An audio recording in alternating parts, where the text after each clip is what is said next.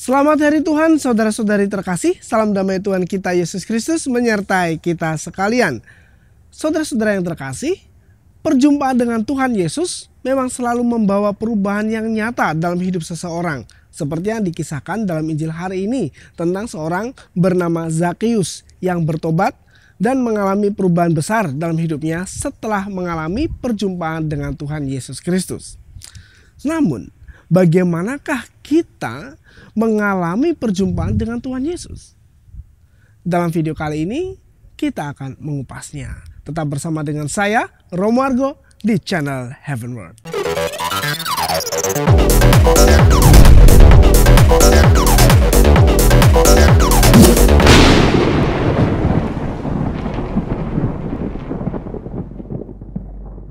Saudara-saudari terkasih, beberapa kali saya pernah bertanya kepada orang-orang di sekitar saya ketika saya masih di Indonesia, bukan di sini. Saya saat ini berada di Napoli, Italia, di biara OAD kami yang ada di sini. Nah, saya bertanya kepada mereka, mengapa Anda beragama Katolik? Mayoritas dari mereka menjawab bahwa mereka menjadi Katolik itu karena warisan orang tua. Ya, itu memang masuk akal karena mereka banyak yang dibaptis ketika masih bayi. Nah, maksud saya menyampaikan hal ini adalah untuk menyatakan bahwa ternyata banyak sekali pengikut Tuhan Yesus Kristus yang sebenarnya belum pernah berjumpa dengan Dia, ya, belum mengalami perjumpaan dengan Tuhan Yesus. Jadi, imannya ini adalah iman warisan dan sayangnya cukup berhenti sampai di sana saja tanpa mengolahnya dan tanpa berjuang untuk menemukan Tuhan Yesus dalam hidupnya. Setelah dibaptis bayi, ya begitu saja. Hidupnya ya begitu-begitu saja. Hanya mendapat titel seorang Katolik. Maka tidak heran banyak umat Katolik yang merasa hidupnya kering, hampa, penuh keraguan-raguan, tidak merasa bahagia dalam gereja. Mengapa, saudara-saudaraku? Karena mereka belum ketemu dengan Tuhan Yesus. Kita lihat teladan dari Zakheus yang berjuang keras. Dia memanjat pohon demi melihat Tuhan Yesus karena tubuhnya yang pendek. Kuncinya, saudara-saudaraku, adalah berjuang. Karena memang Tuhan memberikan rahmat-Nya bagi kita semua. Tetapi tanpa perjuangan dalam rahmat itu, kita tidak akan sampai kepadanya. Kita semua punya kelemahan-kelemahan, saudara-saudaraku. Kita punya keterbatasan. Tetapi tidak ada satupun yang dapat menghalangi kita untuk bertemu dengan Tuhan Yesus. Kecuali satu, yaitu tidak punya kehendak. Nah, kalau kita tidak punya kehendak untuk ketemu Tuhan Yesus, ya sudah. Karena Tuhan sendiri mengatakan, barang siapa mengetuk, pintu akan dibukakan. Barang siapa mencari, dia akan menemukan. Nah, kalau tidak ingin mencari, tidak punya kehendak untuk mencari Tuhan, ya dia tidak akan ketemu. Lalu pertanyaannya adalah, bagaimana kita bisa mengalami perjumpaan dengan Tuhan Yesus? Nah, perlu saya tegaskan di sini bahwa yang dimaksud dengan mengalami perjumpaan dengan Tuhan Yesus itu bukan berarti melihat Tuhan secara fisik seperti yang dialami oleh para visioner, bukan ya, tetapi untuk menyadari bahwa Tuhan itu sungguh ada, Tuhan sungguh dekat, Tuhan sungguh mengasihi kita semua anak-anaknya. Nah, tanpa menyadari ini semua, maka hidup kita akan menjadi hampa, saudara-saudaraku. Baik, yang pertama adalah melalui sabda Tuhan dalam kitab suci. Kalau kita melihat alam sekitar kita, wah di sini luar biasa ya. Kita lihat di sana ada Gunung Vesuvius, di sana ada Pompei. Ya.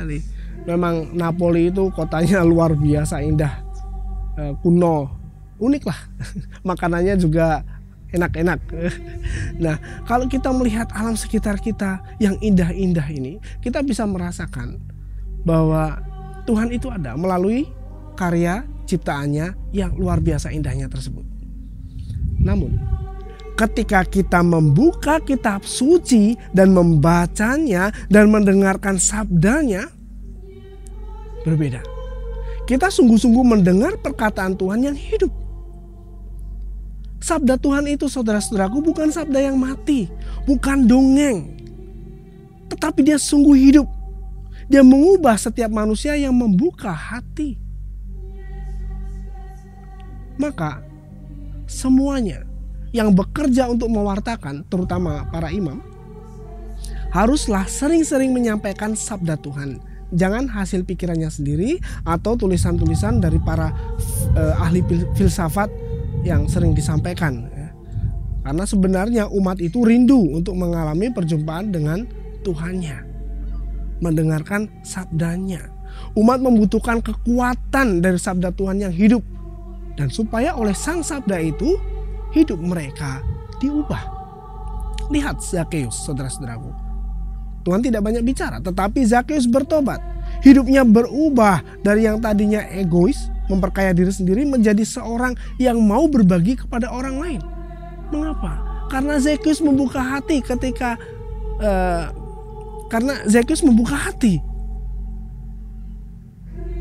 Ketika kita membaca kitab suci, saudara-saudaraku, syarat utama adalah ketaatan. Itu syarat utama, ketaatan. Percuma saja ketika kita membuka sabda Tuhan, yang terjadi malah kita berbantah dengan Tuhan. Misalnya di sana tertulis, seperti kami mengampuni yang bersalah kepada kami, itu doa Bapa kami ya. Tetapi dalam hati kita berontak, kita membantah, sulit Tuhan. Orang itu tidak layak diampuni, orang itu nyebelin banget. Dia telah menghancurkan hidup saya terlalu terluka. Nah, kita malah berbantah. Nah, kita membuka hati atau tidak? Kalau kita komplain, kalau kita berbantah, inilah yang disebut tidak membuka hati. Apakah kemudian dia mengalami perjumpaan dengan Tuhan? Apakah dia mengalami perubahan dalam hidupnya? Tentu saja tidak. Yang kedua, saudara-saudaraku, kita mengalami perjumpaan dengan Tuhan dalam doa-doa kita. Nah, kalau kita berdoa, tentu saja kita berbicara dan meminta kepada Tuhan, ya. Namun masalahnya, kita selalu ingin didengarkan oleh Tuhan. Kita ingin Tuhan mendengarkan doa-doa kita, mengabulkan doa-doa kita. Padahal pada gilirannya Tuhan pun menginginkan kita untuk mendengarkan Dia yang menjawab doa-doa kita. Nah, di dalam proses inilah kita mengalami perjumpaan dengan Tuhan. Dalam proses ini, mencoba ketika kita merenungkan Tuhan, ketika kita melihat ke dalam diri kita sendiri, apa yang sudah saya lakukan, mawas diri, menemukan kebenaran dari dalam diri kita sendiri, ya. Ketika kita mau untuk berjuang, ketika kita mau untuk bersabar, ketika kita berjuang untuk mau rendah hati dan untuk peka terhadap sapaan Tuhan melalui seluruh peristiwa-peristiwa dalam hidup kita. Nah, disitulah saudara-saudaraku, kita sungguh-sungguh merasakan penyertaan Tuhan dalam menjawab doa-doa kita. Ini sangat penting. Nah, yang ketiga, Tuhan hadir dalam diri saudara-saudara kita. Nah, dalam sebuah perumpamaan dalam Injil Matius bab 25 ayat 40, Tuhan Yesus mengatakan, "Aku berkata kepadamu, sesungguhnya segala sesuatu yang kamu lakukan untuk salah seorang dari saudaraku yang paling hina ini, kamu telah melakukannya untuk aku." Nah, dengan demikian saudara-saudaraku, jika kita ingin mengalami perjumpaan dengan Tuhan, maka kita tidak bisa menghindari perjumpaan dengan saudara-saudari kita. Tidak bisa. Di dalam surat Yohanes yang pertama bab 4 ayat 20 juga dikatakan, "Jikalau seorang berkata, aku mengasihi Allah, dan ia membenci saudaranya, maka ia adalah pendusta. Karena barang siapa tidak mengasihi saudaranya yang dilihatnya, tidak mungkin mengasihi Allah yang tidak dilihatnya." Maka kehadiran gereja sebagai persekutuan orang beriman, gereja ini kita semua, kita adalah saudara dalam keluarga besar Allah ini. Kehadiran gereja adalah sangat penting, saudara-saudaraku. Bagaimana kita bisa merasakan kehadiran Tuhan jika di antara anggota gereja saling gontok-gontokan, saling menebar gosip, fitnah, saling menjatuhkan. Tidak ada belas kasih untuk saling tolong menolong satu sama lain, tidak ada, cuek, yang satu menderita, yang satu cuek. Apakah Allah bisa dirasakan? Kita lihat Zakheus. Dia mengalami perubahan dalam hidupnya.